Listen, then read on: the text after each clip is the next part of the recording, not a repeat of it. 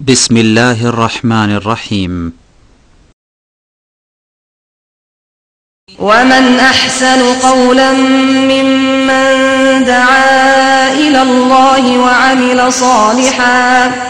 وعمل صالحا وقال إنني من المسلمين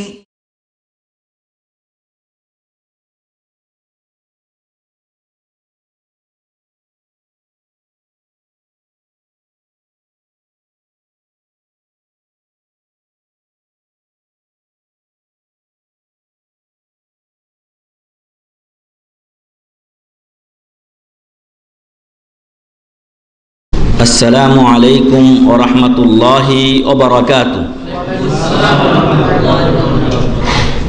الحمد لله رب العالمين والعاقبة للمتقين والصلاة والسلام على أشرف الأنبياء والمرسلين نبينا محمد وعلى آله وصحبه أجمعين ومن تبعهم بإحسان إلى يوم الدين. أما بعد فأعوذ بالله من الشيطان الرجيم. بسم الله الرحمن الرحيم. قال الله تعالى في القرآن الحكيم: وأذن في الناس بالحج يأتوك رجالا وعلى كل ضامر يأتين من كل فج عميق ليشهدوا منافع لهم ويذكروا اسم الله في أيام معلومات على ما رزقهم من بهيمة الأنعام فكلوا منها وأطعموا البائس الفقير ثم ليقضوا تفثهم وليوفوا نذورهم وليطوفوا بالبيت العتيق. سورة الحج 27 থেকে 29 নম্বর আয়াত. وعن أبي هريرة رضي الله عنه قال: خطبنا رسول الله صلى الله عليه وسلم فقال: أيها الناس قد فرض الله عليكم الحج فحجوا. فقال رجل: أكل عام يا رسول الله؟ فسكت حتى قالها ثلاثا. فقال رسول الله صلى الله عليه وسلم: لو قلت نعم لوجبت ولما استطعتم. ثم قال: ذروني ما تركتكم فإنما هلك من كان قبلكم بكثرة سؤالهم واختلافهم على أنبيائهم فإذا أمرتكم بشيء فأتوا منه ما استطعتم وإذا نهيتكم عن شيء فدعوه. رواه মুসলিম রাহিমাহুল্লাহ। যাবতীয় প্রশংসা গুণগান সেই মহান রব্বুল আলামিনের জন্য, যিনি আমাদেরকে আজকের এই ইসলামী সমাবেশে উপস্থিত হওয়ার তৌফিক দান করেছেন। যেই মহান রব্বুল আলামিন আমাদেরকে সুস্থ রেখেছেন, যার অসংখ্য নিয়ামত আমরা ভোগ করছি, সেই মহান রব্বুল আলামিনের শুকরিয়া আদা করি আলহামদুলিল্লাহ। দরুদ ও শান্তির ধারা বর্ষিত হোক নবী মুহাম্মদুর রাসূলুল্লাহ সাল্লাল্লাহু আলাইহি ওয়াসাল্লামের উপরে, যিনি বিদায় হজ্জের সময় বারবার বলছিলেন: খুযু আন্নী মানাসিকাকুম ফালাআল্লি লা আলকাকুম বা'দা আমী হাদা। তোমরা আমার কাছ থেকে হজের নিয়ম কানুন শিখে নাও, কারণ হতে পারে আগামী বছর আমি তোমাদের মাঝে থাকব না। তোমরা হয়তো আগামী বছর আমার সাথে আর মোলাকাত করতে এই হজে পাবে না। অতএব আমার কাছ থেকে হজের নিয়ম কানুন শিখে নাও। যে নবী কথা বলেছেন, নিজের উম্মাতকে হজের পরিপূর্ণ শিক্ষা দিয়েছেন, সেই নবীর উপরে আমরা দরুদ পেশ করি সাল্লাল্লাহু আলাইহি ওয়াসাল্লাম। প্রিয় ভাই এবং বন্ধুগণ, আজকের আলোচনার বিষয় হচ্ছে হজ কি ও কেন। হজ কি ও কেন, হজ জিনিসটা কেমন এবং কেন আমরা হজ করব, এতে আমাদের লাভ কি, উপকার কি। তার আগে বলে রাখি যে এ হজ অত্যন্ত গুরুত্বপূর্ণ একটি ইবাদত। ইহা মহান রব্বুল আলামিন আমাদের উপরে ফরজ করে তার বাণী নাজিল করেছেন মহাগ্রন্থ আল কুরআনুল কারীমে। সূরা আলে ইমরানের 97 নম্বর আয়াতে তিনি বলছেন: ওয়ালিল্লাহি আলান নাসি হিজ্জুল বাইতি মান ইসতাতাআ ইলাইহি সাবিলা। যারা কাবা শরীফ পর্যন্ত পথ খরচ বহনের সামর্থ্য রাখে, তাদের উপরে মহান রব্বুল আলামিনের সন্তুষ্টি কল্পে কাবা ঘরের হজ করা ফরজ। ওয়ালিল্লাহি আলান নাস হিজ্জুল বাইত মান ইসতাতা ইলাইহি সাবিল ওয়া মান কাফারা ফা ইন্নাল্লাহা গানিয়্যুন আনিল আলামিন। আর যদি কেউ হজ করতে অস্বীকার করে তাহলে মহান রব্বুল আলামিন বিশ্ববাসী থেকে অমুখাপেক্ষী। বিশ্ববাসীর হজের দরকার আল্লাহর নেই, ইবাদতের দরকার নেই। বিশ্ববাসী যদি ইবাদত করেন তাহলে আল্লাহ তাআলা তাদেরকে সওয়াব দিবেন, সওয়াবের মাধ্যমে তারা জান্নাতে যায়। আর জান্নাতীদেরকে জান্নাতে দেওয়ার পরও জান্নাতের জায়গা খালি থাকবে। আবার নতুন কিছু সৃষ্টি করে আল্লাহ তাআলা মাখলুক জান্নাতের অধিবাসী আরো কিছু সৃষ্টি করে ওদেরকে দিয়ে জান্নাত পূর্ণ করা হবে। আর জাহান্নামীদেরকে দেওয়ার পরে আল্লাহ তাআলা জাহান্নামকে জিজ্ঞাসা করবেন হালিমতা লাতি ওয়া তাকুলু হাল মিন মাজিদ। আর জাহান্নাম বলবে আরো আছে কি, তুমি কি পূর্ণ হয়েছো? জাহান্নাম বলবে হাল মিন মাজিদ, আরো আছে কি? তখন কি হবে? মহান রব্বুল আলামিন তার বাম পায়ের গোড়ালি এটা জাহান্নামে দিলে জাহান্নাম কত কত যথেষ্ট হয়েছে এই শব্দ করে উঠবে, ফলে জাহান্নাম এর মাধ্যমেই পরিপূর্ণ হয়ে যাবে। তো সারা বিশ্বের লোক তারা যদি হজ করতে অস্বীকার করে এতে আল্লাহর কিছু যায় আসে না। মানুষ আল্লাহর ক্ষতি করতে পারবে না, এটা কল্পনা করাও যায় না। আর আল্লাহ তাআলা যদি ইচ্ছা করেন তাহলে ক্ষণিক সময়ের ভিতরেই সারা বিশ্ব ধ্বংস হয়ে যাবে, এবং একদিন তো ধ্বংস হবেই এই পৃথিবী। প্রিয় ভাই এবং বন্ধুগণ, তো সেই মহান রব্বুল আলামিন বললেন ওয়ামান কাফারা ফা ইন্নাল্লাহা গানিয়্যুন আনিল আলামিন। কেউ যদি হজ করতে না চায়, টাকা পয়সা আছে, টাকা পয়সার মহব্বত এত পেয়ে বসেছে যে আমি হজে গেলে 3 লাখ টাকা চলে যাবে, এত বখিল যে তার লাখ লাখ টাকা থাকার পরও আল্লাহ তো বলে দিয়েছেন লিমান ইসতাতা ইলাইহি সাবিলা, যার সামর্থ্য আছে। সাধারণ জনগণের উপর আল্লাহ হজ ফরজই করেননি। এরপর অনেক সাধারণ জনগণ যারা মনের আবেগকে কাজে লাগিয়ে 5 টাকা 10 টাকা করে জমাতে জমাতে জমাতে জমাতে হজ করেছে, আর একজনের কোটি কোটি টাকা আছে কিন্তু হজে আসার সুযোগ হয় না। তো আল্লাহ তাআলা বলছেন বান্দা তুমি যদি হজ করতে আসতে অস্বীকৃতি জানাও, অস্বীকার করো, তাহলে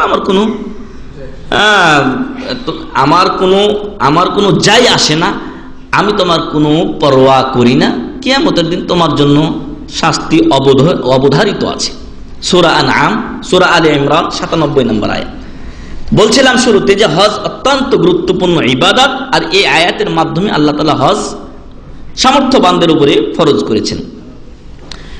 রাসূল সাল্লাল্লাহু আলাইহি সাল্লাম উনি নিজেও বলেছেন যে বাদিরু বিল হজ, তোমরা দ্রুত হজ আদায় করো। হজ ফরজ হলেই তাড়াতাড়ি এটা আদায় করে নাও। কেন? ফা ইন্নার রাহিলাতা বাদিরু বিল হজ্জি ওয়াল উমরা, হজ এবং উমরা তোমরা দ্রুত আদায় করো, যদি সামর্থ্য থাকে তাড়াতাড়ি আদায় করে নাও।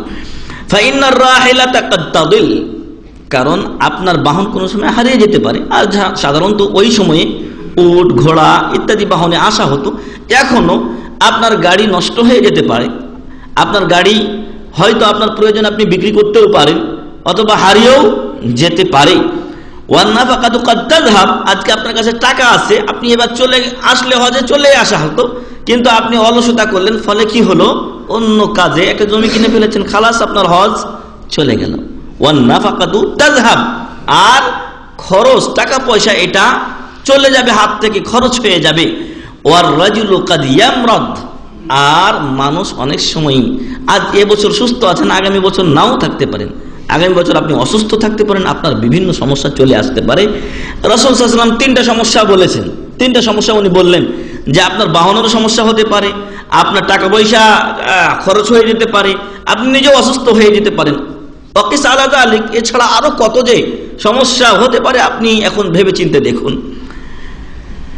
এই কথাটুকু পাবেন শারহুজ জারকাশি আলা মুখতাসারিল খিরাকি এর 3য় খণ্ডের 42 পৃষ্ঠায়, এবং এটা উল্লেখ করেছেন মহামান্য শেখ ইবনে জিবরিন রাহমাতুল্লাহ আলাইহি, উনি ইন্তেকাল করেছেন, তার ফতোয়ার কিতাবের 60তম খণ্ডের 83 পৃষ্ঠায় উল্লেখ করেছেন এটা। তো এটাই স্বাভাবিক যে হজ ফরজ হওয়ার সাথে সাথেই আমাদেরকে হজ করতে হবে। ওমর রাদিয়াল্লাহু আনহু বলছেন যে লাকাদ হামামতু আন আবআসা ইলা বা'দিল বিলাদ, আমার ইচ্ছা হয় যে আমি কিছু কিছু এলাকায় কিছু লোক পাঠাই, কেন? ফামান ওয়াজাদুহু কাদিরান আলাল হজ, আর ওই এলাকাগুলোতে যাদেরকে হজে সামর্থ্যবান পাবে, ওয়ালাম ফালাম ইয়াহুজ, কিন্তু সে হজ করেনি, ওই লোকগুলো হজ করেনি, হজের সামর্থ্য আছে কিন্তু হজ করেনি, আন আদা আলাইহিমুল জিজিয়া, আমি ওদের উপরে অমুসলিমদের মতো কি লিখে দিব? জিজিয়া বা কর আরোপ করে দিব। মাহুম বে মুসলিমিন, মাহুম বে মুসলিমিন, এরা মুসলমান নয়, এরা মুসলমান নয়। আল্লাহু আকবার।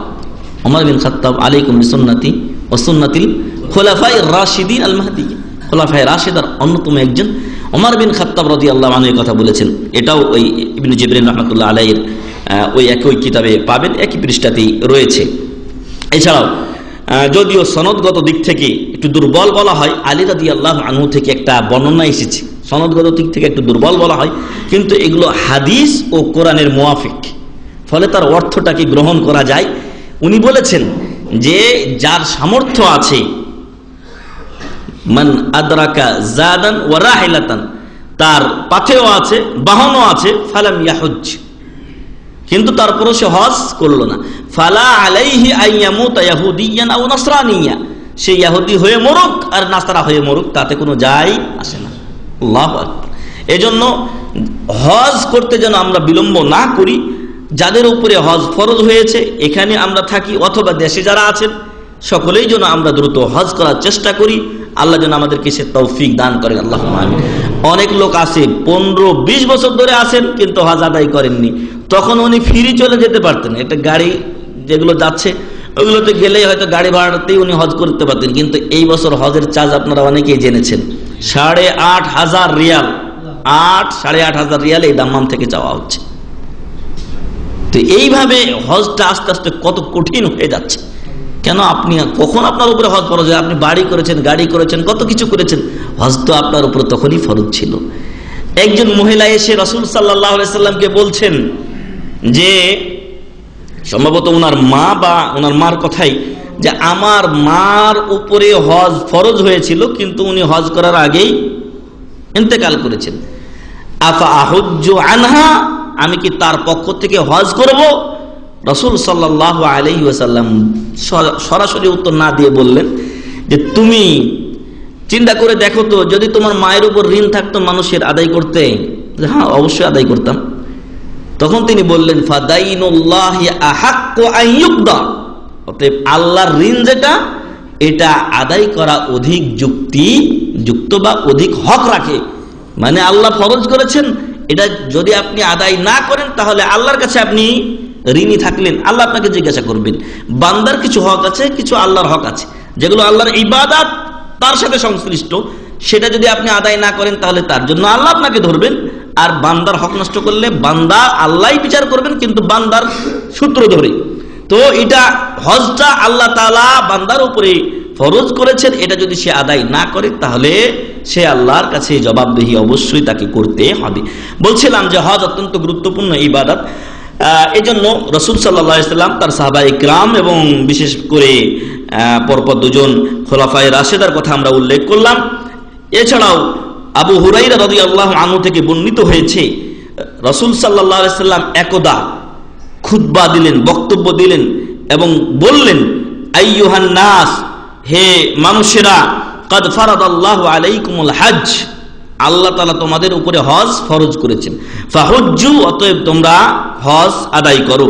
ফাকাল রাজুলুন আকুল্লা আমিন ইয়া রাসূলুল্লাহ সাল্লাল্লাহু আলাইহি সাল্লাম, একজন লোক জিজ্ঞাসা করলেন, আল্লাহ রাসূল সাল্লাল্লাহু আলাইহি সাল্লাম, যদি কারো সামর্থ্য থাকে তাহলে প্রত্যেক বছরই কি তার উপরে হজ করা ফরজ? ফাসাকাতা হাত্তা ক্বালাহা সালাস, রাসূল সাল্লাল্লাহু আলাইহি সাল্লাম চুপ থাকলেন। ওই লোকটা এই কথাটা 3 বার বললেন। কয়বার? 3 বার। আকুল্লা আমিন ইয়া রাসূলুল্লাহ, আকুল্লা আমিন ইয়া রাসূলুল্লাহ, আকুল্লা আমিন ইয়া রাসূলুল্লাহ, প্রত্যেক বছরই হজ করা কি ফরজ হে আল্লাহর রাসূল সাল্লাল্লাহু আলাইহি ওয়াসাল্লাম? এটা 3 বার উনি বললেন। ফাকাল রাসূলুল্লাহ সাল্লাল্লাহু আলাইহি ওয়াসাল্লাম, 3 বার বলার পর রাসূল সাল্লাল্লাহু আলাইহি ওয়াসাল্লাম বললেন, লাউ কুলতু নাআম লা ওয়াজাবাত, আমি যদি নাআম বলতাম যে প্রত্যেক বছরে ফরজ, তাহলে প্রত্যেক বছরই এটা ফরজ হয়ে যেত। মানে এখন আমরা যারা সৌদি আরবে আছি, প্রত্যেক বছরই কি করতে হতো? হজ করতে যেতে হতো। কিন্তু রাসূল সাল্লাল্লাহু আলাইহি সাল্লাম রাহমাতুল লিল আলামিন, ওমা আরসালনাকা ইল্লা রাহমাতাল লিল আলামিন, বিশ্ববাসীর জন্য উনি রহমত স্বরূপ আল্লাহ তাআলা তাকে প্রেরণ করেছিলেন, প্রেরিত হয়েছিলেন উনি বলছেন যে নাম বললে প্রত্যেক বছরই ফরজ হয়ে যেত, ওয়ালা মাস্তাতাতুম, আর তখন তোমরা এটা আদায় করতে পারতে না। এই জন্য রাসূল সাল্লাল্লাহু আলাইহি ওয়াসাল্লাম বললেন যে না, প্রত্যেক বছর ফরজ না, জীবনে কয়বার? একবার ফরজ হজ। সুম্মা কাল, আর বাকি যদি কেউ আদায় করে তাহলে সেগুলো তার পক্ষ থেকে নফল হিসেবে গ্রহণ করা হবে। তারপর তিনি বললেন জারুনি মা তারাকতুকুম, আমি যে বিষয়টা বলি না, চুপ থাকি, ওই বিষয়ে তোমরা আমাকে ছেড়ে দাও, চুপ থাকতে দাও, এই ব্যাপারে আর খুঁটিয়ে খুঁটিয়ে জিজ্ঞাসা করতে যেও না। এক আয়াতে বলা হয়েছে লা তাসআলু আন আশিয়া ইন তুবদা লাকুম তাসুকুম, বিভিন্ন অপ্রয়োজনীয় বিষয়ে তোমরা জিজ্ঞাসা করতে যেও না, যদি জিজ্ঞাসা করতে যাও তাহলে পরে এর যে ফল দাঁড়াবে সেটাতে তোমরা কষ্ট পাবে। তাসুকুম, তোমাদের মন খারাপ হবে, তোমরা কষ্ট পাবে। একটা লোক, সে রাসূল সাল্লাল্লাহু আলাইহি ওয়াসাল্লাম কে মানত না, সে রাসূল সাল্লাল্লাহু আলাইহি ওয়াসাল্লামকে বিভিন্ন প্রশ্ন করছে, একটার পর একটা অপ্রয়োজনীয় প্রশ্ন। তারপরে এক সময় বলল যে অমুকের বাপকে, এরপর বলছে আমার বাপকে। রাসূল সাল্লাল্লাহু আলাইহি ওয়াসাল্লাম বললেন যে তোমার বাপ অমুকে, অর্থাৎ তার যে বাপ পরিচিতি আছে সমাজে সেটা বাদ দিয়ে আরেকটা লোকের নাম রাসূল সাল্লাল্লাহু আলাইহি ওয়াসাল্লাম বললেন। আর এটাই ছিল সত্য ঘটনা, এবং এটাই সত্য ছিল যে রাসূল সাল্লাল্লাহু আলাইহি ওয়াসাল্লাম যেই লোকের কথা বলেছেন ওই লোকেরই সন্তান এই লোক, মানে তার মা অবৈধ কাজ করেছে, ফলে এই সন্তান জন্ম নিয়েছে, সাথে সাথে তার মুখটা কালো হয়ে গেল। লা তাসআলু আন আশিয়া ইন তুবদা লাকুম তাসুকুম, খুঁটিয়ে খুঁটিয়ে অপ্রয়োজনীয় জিনিস বারবার জিজ্ঞাসা করতে যেও না। যদি এটাকে ফোকাস করে দেওয়া হয়, মানুষের সামনে পেশ করে দেওয়া হয়, খুলে দেওয়া হয়, তাহলে হয়তো অনেকেই কষ্ট পাবে। তো এই যে হজ বলা হলো, হজ ফরজ করেন আপনি, একবার করলে তো ফরজ আদায় হয়ে গেল। ওলামারা বলছেন যে রুকুতে আপনি যখন যাবেন বা সাজদাতে যখন আপনি যাবেন, তখন সুবহান রাব্বিল আলা এবং সুবহান রাব্বিল আযীম এটা একবার পড়া ওয়াজিব, একবার পড়া ওয়াজিব।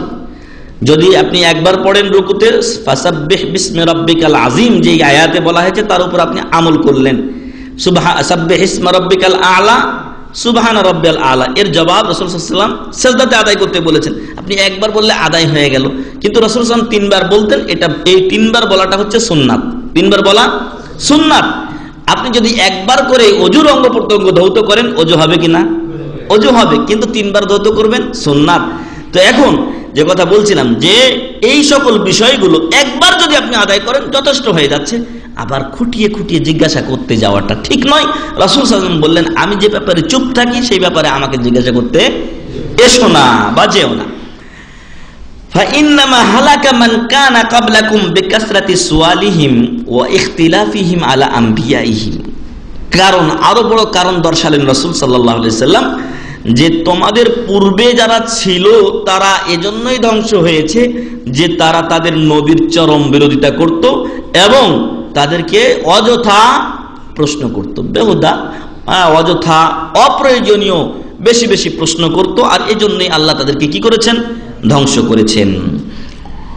ফাইদা আমারতুকুম বিশাইইন ফাতু মিনহু মাস্তাতাতুম, আমি যখন কোনো বিষয়ে তোমাদেরকে আদেশ করি তোমার যতটুকু সাধ্য আছে উহা পালন করার বা সম্পাদনের চেষ্টা করো।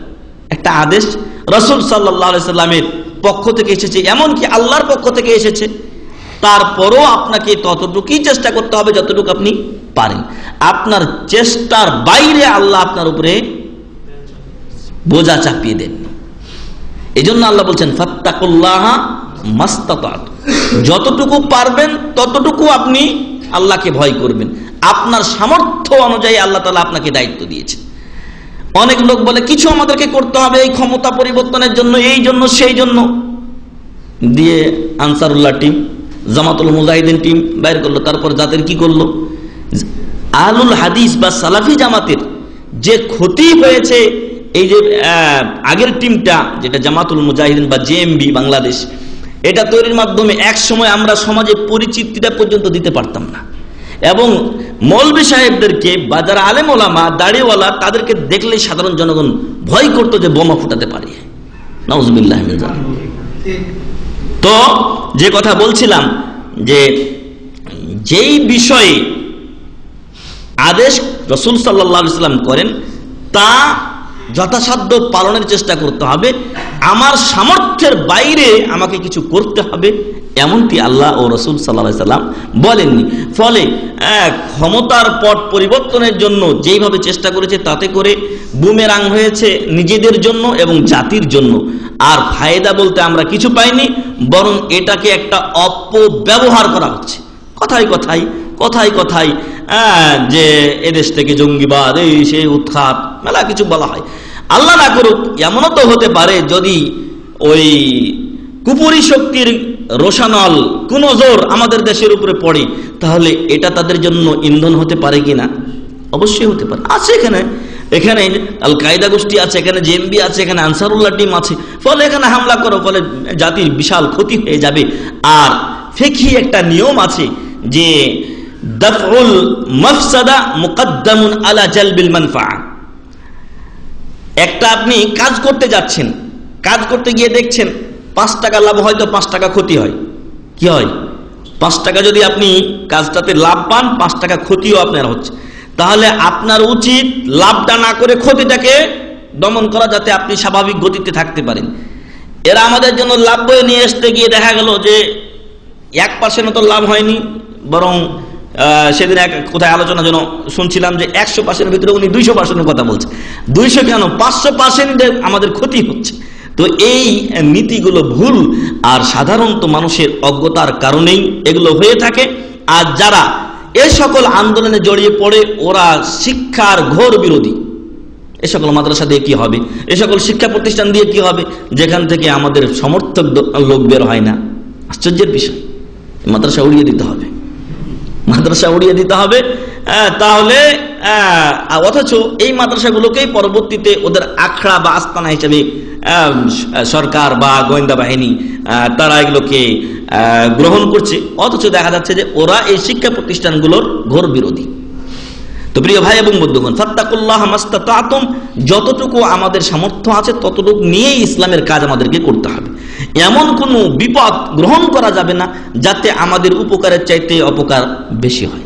যারা এইভাবে গেছে তারা তো অনেকেই চলে গেছে, অবশ্যই যেদিন মানুষের যেভাবে মৃত্যু আছে সেটা হবেই, কিন্তু এর অসিলা নিজে হয়ে যায়। আমি জানছি যে আমি এক জায়গায় আগুনে ঝাঁপ দিলে আমি মরবো, কিন্তু এরপরও যদি আমি ঝাঁপ দিই তাহলে তার জন্য দায়ী আমি। রাসূল সাল্লাল্লাহু আলাইহি ওয়াসাল্লাম বললেন, ফাইদা আমারতুকুম বিশাইইন ফাতু মিনহু মাস্তাতাতুম, সামর্থ্য অনুযায়ী তোমরা তা আদায়ের চেষ্টা করো। আর সামর্থ্য, প্রত্যেক ব্যক্তি নিজের নিজের সামর্থ্য সম্পর্কে অবগত আছেন, আর আল্লাহ তাআলা সেটা দেখছেন ও জানছেন। অতএব আপনি আপনার সামর্থ্যটুকু ব্যয় করছেন কিনা আল্লাহ ভালো জানেন। ওয়া ইযা নাহাইতুকুম আন শাইইন ফাদাউ, আর যখন আমি তোমাদেরকে কোনো বিষয় নিষেধ করি তখন ওটা সম্পূর্ণ কি করো? পরিত্যাগ করো। তাহলে আপনি নিষেধ থেকে দূরে থাকলেন মানে কি? গুনাহ থেকে বেঁচে থাকলেন। আর আপনি যথাসাধ্য আদেশগুলো পালন করলেন মানে আপনি যদি 50টা কাজ করেন তাহলে 50টাই আপনার ব্যালেন্স তৈরি হলো, আর আপনার খারাপই কোনো কিছু থাকলো না। অতএব আপনি যদি এই অবস্থায় আল্লাহর সাথে মোলাকাত করতে পারেন তাহলে আপনার লাভ না লস? লাভ। আপনার খরচ নাই, আপনার সবকিছুই লাভ, আপনার গুনাহ নেই। এই জন্যই বলা হয়েছে ওয়াইজা নাহাইতুকুম আন শাইইন ফাদাউ, আরেক জায়গায় আছে ফাজতানিবু, যখন আমি তোমাদেরকে কোনো বিষয়ে নিষেধ করি ওটা সম্পূর্ণ ত্যাগ করো। সহিহ মুসলিম আমরা যেখান থেকে নিয়েছি মাকতাবা শামিলা 7ম খণ্ড 42 পৃষ্ঠায় এই হাদিসটি রয়েছে।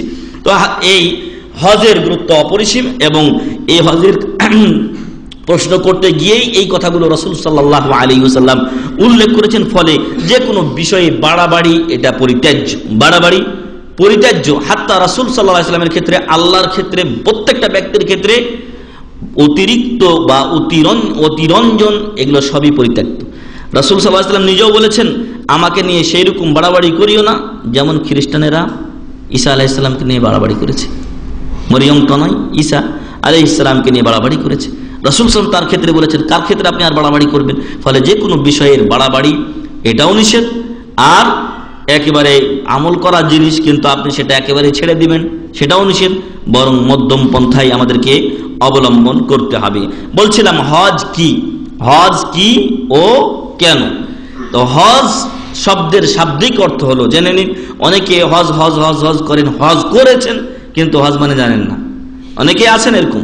হজ মানে, হজের শাব্দিক অর্থ হচ্ছে ইচ্ছা করা, আল কাসদ, ইচ্ছা করার নাম হচ্ছে হজ শাব্দিক অর্থে। ইসলামী শরীয়তের পরিভাষায় হজ হলো আল কাসদু ইলা মক্কা, আল কাসদু ইলা মক্কা লিন নুসুক ফি জামানিন মাখসুস। আল কাসদ মানে ইচ্ছা পোষণ করা, ইলা মক্কা মানে মক্কা যাওয়ার, কি জন্য? লিন নুসুক মানে লি আদাই নুসুক, হজের কার্যাবলী আদায়ের জন্য। ফি জামানিন মাখসুস নির্দিষ্ট সময়ে। আপনি যদি এখন হজ করেন তো হজ হবে? এখন আপনি 8 তারিখের কাজগুলো শুরু করে দিলেন, অথবা আপনাকে ওই যে যখন উমরার টিপ বন্ধ হচ্ছে তার আগে আপনি চলে গেলেন, গিয়ে মিনা মুজদালিফাতে এগুলোতে আরাফাতে আপনি হজের কার্য সম্পাদন করে আসলেন, না, হবে না। নির্দিষ্ট সময়ে হজের কার্যাবলী সম্পাদনের উদ্দেশ্যে মক্কা গমন করার ইচ্ছা পোষণ করাকে হজ বলা হয়। বুঝে আসছে? এটা পাবেন আপনি ফতোয়া আশ-শাবাকা আল ইসলামিয়ার 3য় খণ্ডের 2073 পৃষ্ঠায়। তাহলে আমরা হজ কি জিনিস বুঝতে পারলাম, তাই না? হজের কিছুটা গুরুত্ব আমরা আপনাদের সামনে পেশ করেছি। হজের বিধান আমরা বলেছি, হজ ফরজ এবং জীবনে একবার ফরজ। কার উপরে ফরজ? আলা কুল্লি মুসলিমিন, প্রত্যেক মুসলমান, আকেল, তার জ্ঞান ঠিক আছে, পাগল নয়, বালেগ, প্রাপ্তবয়স্ক, অপ্রাপ্তবয়স্কের উপরে হজ ফরজ নয়। তারপরে মুস্তাতি, সামর্থ্য রাখে, ইক্তামালা ফিহি শুরুতুল হজ, আর তার মাঝে হজের সকল শর্তগুলো পূর্ণ হয়েছে। গত সপ্তাহের আগের সপ্তাহে আমার আলোচনা ছিল, সেখানে হজের প্রস্তুতি সম্পর্কে কিছু আলোচনা করেছিলাম। সেই প্রস্তুতির মধ্যে যেগুলো উল্লেখ করেছিলাম, বাড়ির খরচ দেওয়া, পথের খরচ আপনার থাকা, আপনার ঋণ টিন ইত্যাদি পরিশোধ করে দেওয়া, এই শর্তগুলো। নারীর জন্য মাহরাম থাকা, যদি নারীর মাহরাম না থাকে তাহলে তার উপরে হজ ফরজ নয়। অনেক মুআল্লিম আছে যারা শুধু একটা হাজি নিয়ে আসলে 20-30 হাজার টাকা যে ফায়দা পাবে, এজন্য বলে যে আর কি সমস্যা, আপনার প্রতিবেশী তো আছে, আপনার প্রতিবেশী কি এই মহিলার জন্য মাহরাম? না, মাহরাম না। তারপরে বলছে অমুক মহিলা আছে, মহিলা কি ওই মহিলার জন্য মাহরাম? এ কেমন কথা? শুধু কিছু টাকা পয়সার জন্য এই স্বার্থান্বেষী মহল তারা অসংখ্য মহিলাদেরকে আর অন্যান্য মহিলার সাথে অথবা হাজিদের সাথে নিয়ে চলে আসছে, বা পাড়া প্রতিবেশীর সাথে, বা যারা মাহরাম নয় তাদের সাথে নিয়ে চলে আসছে। এটা একেবারে উচিত নয়, বরং এটা হারামের কাতারে শামিল হবে।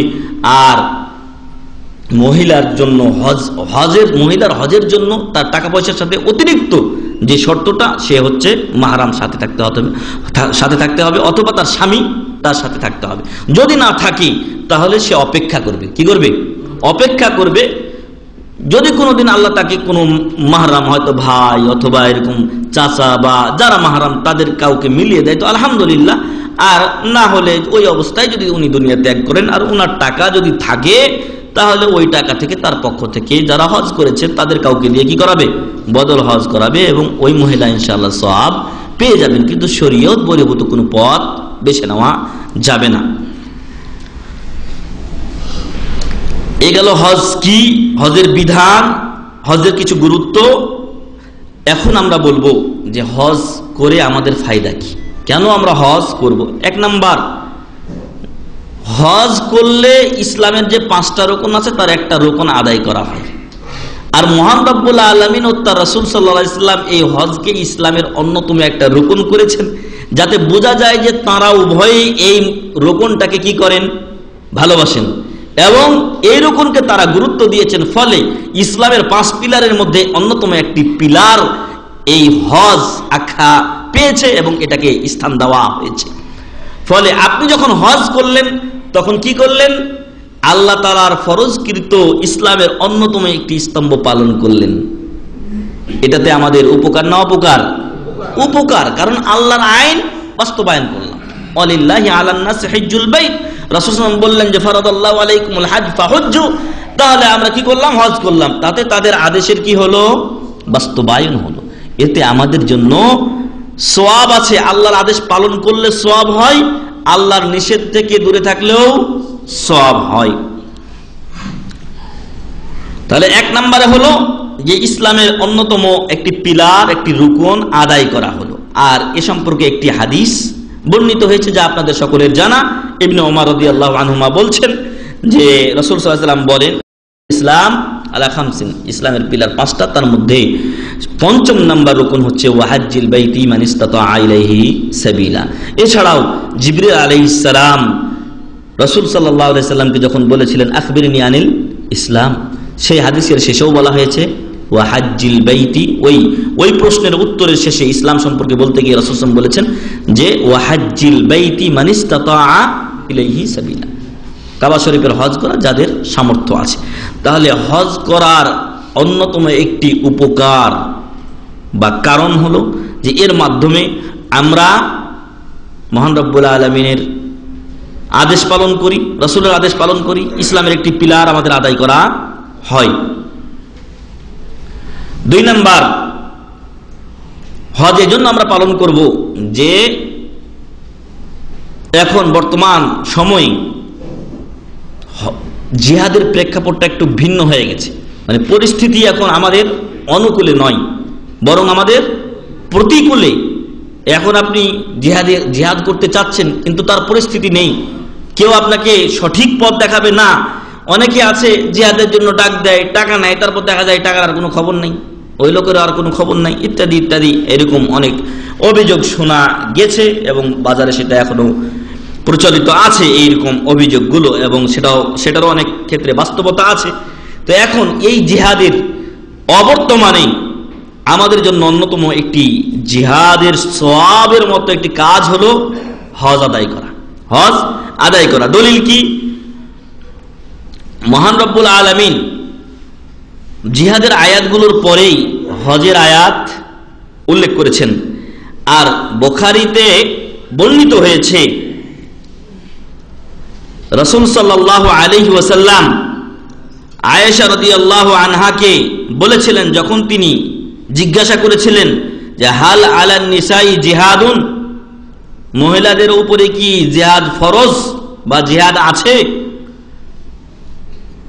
ক্বালা, তখন রাসূল সাল্লাল্লাহু আলাইহি ওয়াসাল্লাম বলেছিলেন নাম, তাদের উপরে জিহাদ ফরজ, তাদেরও জিহাদ আছে, কিন্তু আলাইহিন্না জিহাদুন লা কিতালা ফি, তাদের উপরে এমন জিহাদ ফরজ যে জিহাদে কোনো মারামারি নেই। সেই জিহাদটা কি? আল হাজ্জু ওয়াল উমরা, হজ এবং উমরা। অতএব এজন্য আমরা হজ আদায় করব। অন্যতম আরো একটি কারণ যে এটা আদায় করলে জিহাদের সওয়াব পাওয়া যায় এবং জিহাদের একটা প্রকার অন্তত আমরা আদায় করতে পারলাম। এবং যারা হজে গেছেন তারা এর যে ভিড় ভাড় এবং কষ্ট তা অনুধাবন করে অবশ্যই জিহাদের কষ্টের কিছুটা অনুভব অন্তত করতে পারবেন।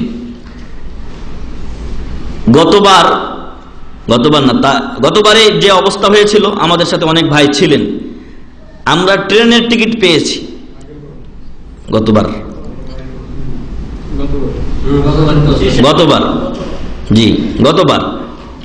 আমরা ট্রেনের টিকিট পেয়েছি, মনে মনে খুশি, বা আরামে চলে যাব, ট্রেনে উঠবো আর আরাফায় গিয়ে নামবো। আল্লাহু আকবার। ট্রেনের পথেই আমাদেরকে 2 থেকে 2.5 ঘন্টা প্রচন্ড রৌদ্র, এই যে রৌদ্র এখন আপনারা অনুভব করছেন, এখন তো এই রৌদ্রই তো থাকবে। এই প্রচন্ড রৌদ্রের মধ্যে 2 থেকে 2.5 ঘন্টা বা 3 ঘন্টাও অনেকে যারা পরে এসেছে, আমরা আগে এসেছিলাম, আমরা সকাল 6:30 7টার দিকে 6:30টার সময় আমরা বের হয়ে গেছি এবং আমাদের 7টার সময় টাইম ছিল যে এখানে এসে আপনারা 7টার সময় এসে উঠবেন। তো সেই 7টা আর কি, ওইখানে পৌঁছতে পৌঁছতে আমাদের 10টা বেজেই গেল। তো এই ছিল ভিড়, এমন ভিড় যে কষ্টের কোনো শেষ নেই। আর নারী পুরুষ, তারপরে আবার ইহরামের কাপড়, বড় কষ্ট। তো এটার মাধ্যমে জিহাদে যে কষ্ট হয় তার একটা অন্তত কিছুটা অনুভব এখানে করা যায়।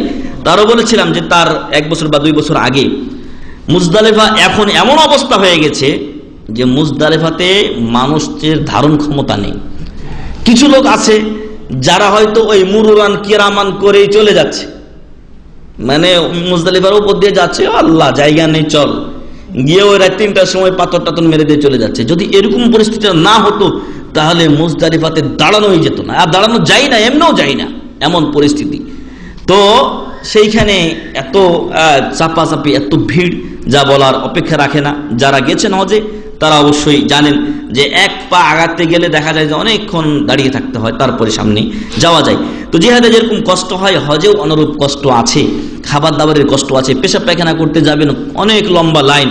ফলে কেউ যদি হজ পালন করে তাহলে এই যে এক কঠিন পরিস্থিতি আমরা অতিক্রম করছি, মুসলমানদের প্রতিকূলে যে অবস্থা, বিধর্মীরা আমাদেরকে মারছে, কিন্তু আমাদের কেউ যদি কিছু করতে ফুটপাট কিছু যাই হোক যাই করতে যাক, সেটাই তখন ইরহাব সন্ত্রাসে রূপ নিচ্ছে। কিন্তু যারা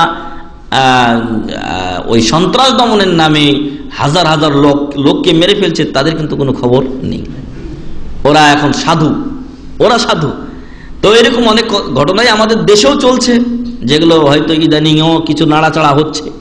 তো আসলে ওই সাধু সেজে যারা বসে আছে তারাই অসাধু কাজ বেশি করছে। তো এই পরিস্থিতিতে সাধারণ জনগণের জন্য কিছু নেকি ও সওয়াব নিয়ে দুনিয়া থেকে বিদায় হওয়ার অন্যতম একটা পথ হচ্ছে হজ করা।